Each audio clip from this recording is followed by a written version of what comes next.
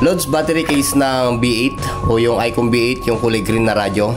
Sabi ng ating kaibigan, paano naman po siya i-repack gamit ang gagawin nating charger ay pang charger ng cellphone or type C. Bali Lodi, ang una nyong gawin, bumili kayo ng kahit 5 ampere lang na ganito, isang lithium battery charger. Ayan. Ang input nito Lodi ay 5 volts in, ang output ay 8 volts. 8 volts na false, good for charging. Nagpa-pulse yung 8 volts nito. Pang charger talaga siya. Kasi yung isang ganito na converter, steady o fix yung kanyang 8 volts. Hindi siya gumagalaw. Ito ay gumagalaw. Oras na sinuplayan mo na siya ng 5 volts, ito ay maglalabas na siya ng 8.5, mga ganyan. Pero yung 8.5 niya ay pulsing, ganyan, gumaganyan, gumagalaw siya kahit basahin nyo sa multi-tester. Okay, ang gagawin natin Lodi, kailangan nyo nito isang battery case. Pwede rin yung battery case Lodi hanggat kasya yung battery cell na ilalagay natin. Ang battery cell na ganito Lodi ay marami din sa online. Okay, piliin nyo lang yung original. Hindi ako nagkakamali, 1.1 ata yung sa online or 900, ganyan. Ngayon Lodi, dahil itong battery case na ginamit natin ay galing lang din sa online, bali BP208N itong battery case na to, medyo mas makapal lang siya ng konti. Konting-konti lang naman. Ito yung original niya, tapos medyo umumbok siya ng konti dito. Maglagay tayo ng ilaw. Ayan. Ayan, umumbok lang siya ng konti dyan. Konting-konti lang naman, hindi halatado. Kung halimbawa ilalagay natin siya, ayan o. Ayan. Okay pa rin. Bali, ito ay ginagamitan ng AA battery.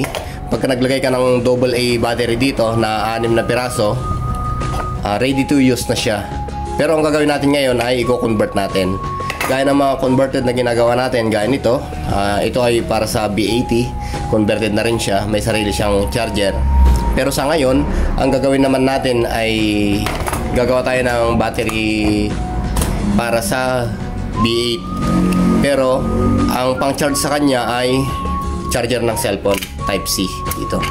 Okay, sa tingin ko Lodi ay kasya naman yung ating battery. Ayan, maluwang siya. Dito na lang sa taas yung charging. Ayan. Ang gagawin, linisan lang ito Lodi. Ito, itira mo yung mga terminal. Ayan o. Kagandahan nito, yung terminal niya, di ko alam kung bakal to o ano na siya. Pero kahit bakal, medyo prone nga lang siya sa corrosion. Pero nagtatagal yan. Ang gagawin natin Lodi, linisan natin to. Ayan. Tatanggalin natin yung mga guide na para sa AA battery. Maganda sana Lodi kung may case na original nito, kasi pag tinanggal mo yon, sakto na siya. Pero pagkakalam ko mas maliit ng konti yon, baka hindi magkasya ito. Pero magagawa naman ng paraan. Ang gagawin, ang diskarte, magliliit na lang ng battery. Pero ito na kasi yung pinaka heavy duty Lodi. Nagtatagal kasi ang radyo dito, buhay ng radyo pag ganito yung ginamit. Ganito rin ang mabibili nyo pagka sa online. I-click nyo lang, kamukha nito, ayan. May mga gantong hubad na battery cell sa online. Mahal nga lang. May Lodi, subukan nating sirain itong battery case na to. Ayan.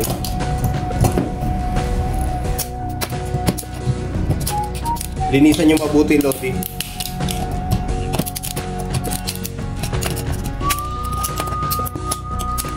Lahat ng pwedeng tumusok dito sa ilalagay nating lithium battery Lodi, tanggalin, linisan.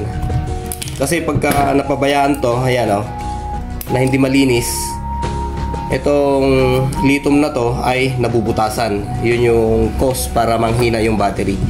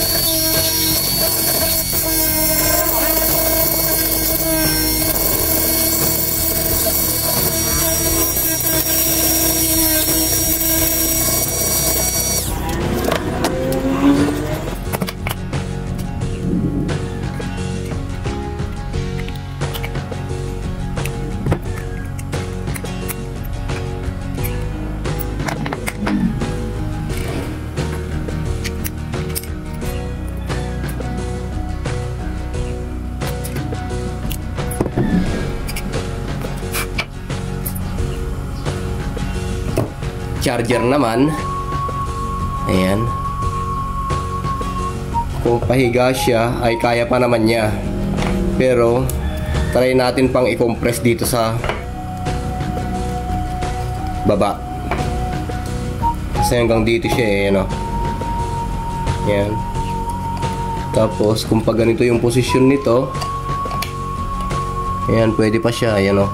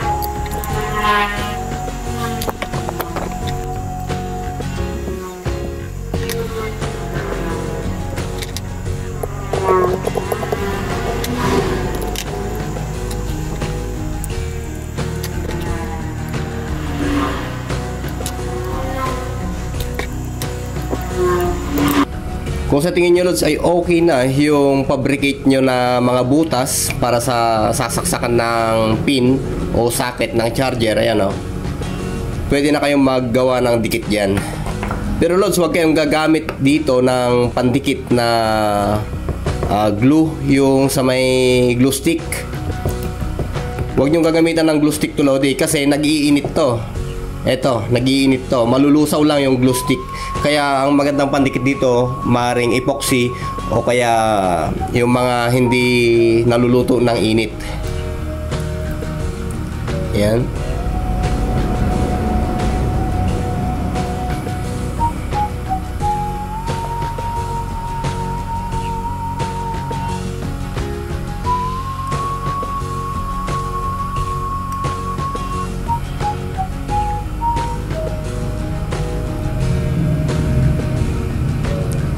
Okay, pansamantala muna yan Lodi na dikit niya. Ito, maglagay pa tayo dito sa taas para hindi magalaw.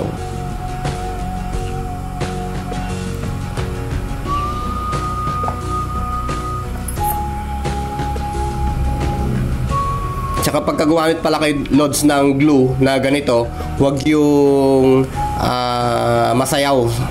Paano ba sabihin yun? Huwag yung masayaw sa Ilocano. Ibig kong sabihin yung nasayaw Lodi, ti Ilocano. Yung malapot ang gamitin nyo. Yun na lang. Ibig kong sabihin. Para kaya nyong kontrolin. Ayan o. Ayan. Yung medyo malapot ang gamitin. Ito, stuck na kasi to kaya medyo malapot na siya. Kasi pagka malabnaw, ibig kong sabihin yun, malabnaw ata. Yung malabnaw, mabilis kasing pumasok sa mga butas-butas yun ng mga ganito eh, electronics eh. Mga socket, mga ganyan. Dito, papasok kasi dito yan. Ayan. Tapos, papasok din dito. Pagka pinasok ng pandikit yan, hindi nyo na may papasok yung socket para sa charging. Okay. Meron pala tayong isang problema dito Lodi. Bali, itong terminal niya Lods ay made from stainless. Ang stainless kasi Lodi kung hindi kinakapitan ng panghinang, kailangan welding ang pangdikit ng wire dito. Pero ganun pa man, gawa natin siya ng paraan para atin siyang mapag-contact. Bali, babalutan siya ng tanso.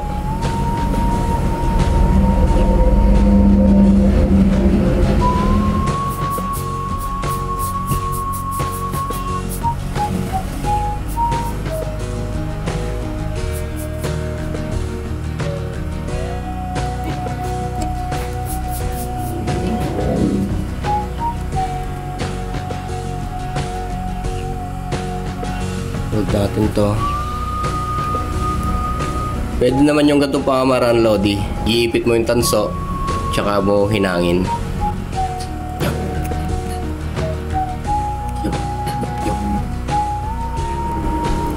Kailangan ipitin mo mabuti, Lods, ano? Ipit na ipit yung tanso.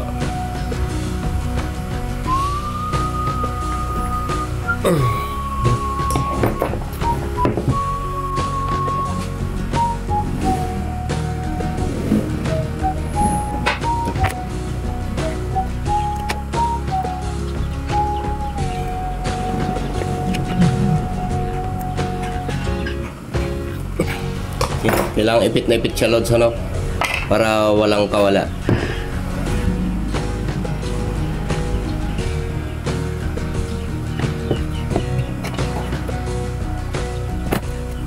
Ngayon ay pwede mo nang ibalik to kung saan natin tinanggal.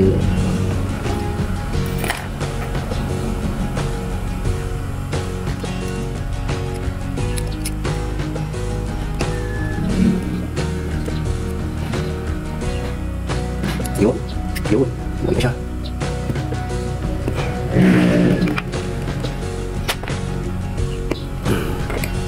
Yan. Yan na yung ating positive, Lodi. Naibalik na natin siya. Ayan.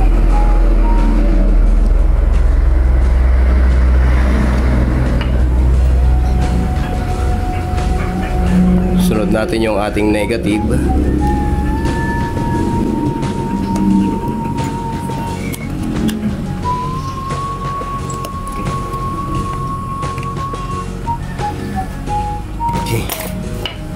Ngayon, meron tayong pagdidikitan ng hinang. Ayun nga, ginawa natin yung pamamaraan na yun dahil nga stainless yung ating o yung ginamit nila dito.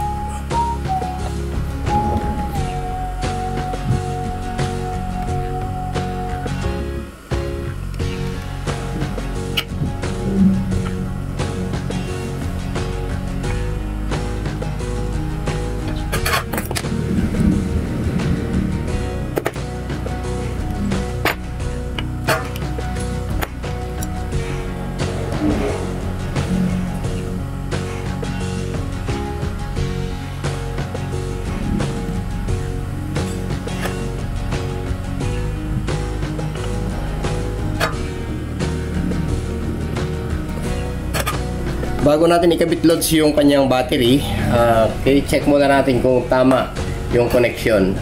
Baka mabaliktad eh. Sasaka natin dito. Okay. Test natin yung kanyang polarity kung tama ba. Okay, ground, tama. Yun. Tama naman dito. Positive. Tama. So ibig sabihin, Lodi, pwede na tayong mag-connect sa battery.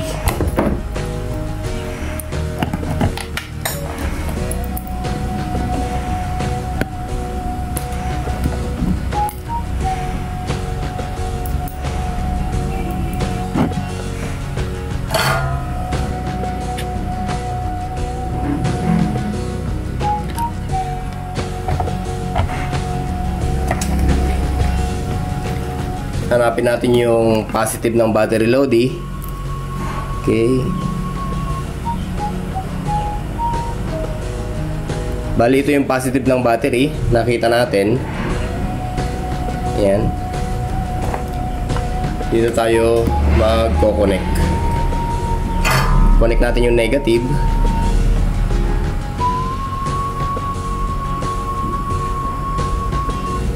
Connect natin tong positive.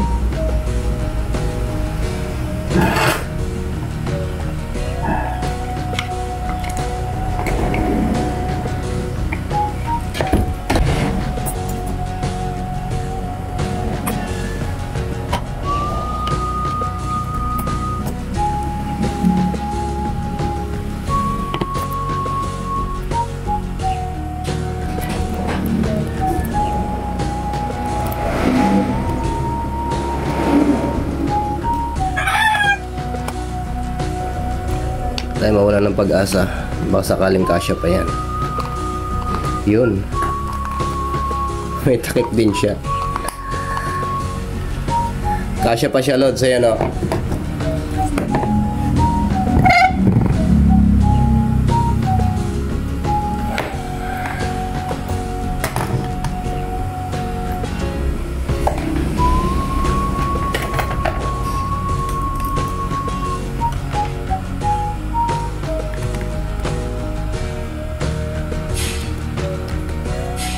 Positive, tama. Saka automatic naman na yan, Lodi. Automatic na hindi na siya magtutuloy ng charging pagka na-detect ng module na full charge na yung iyong battery. Kaya kung napansin nyo, Lodi, meron na siyang kulay pula. Indicator yan na charging siya.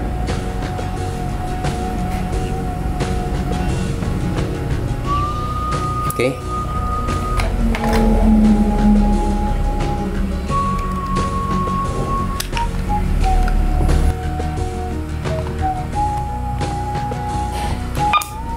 Ayun.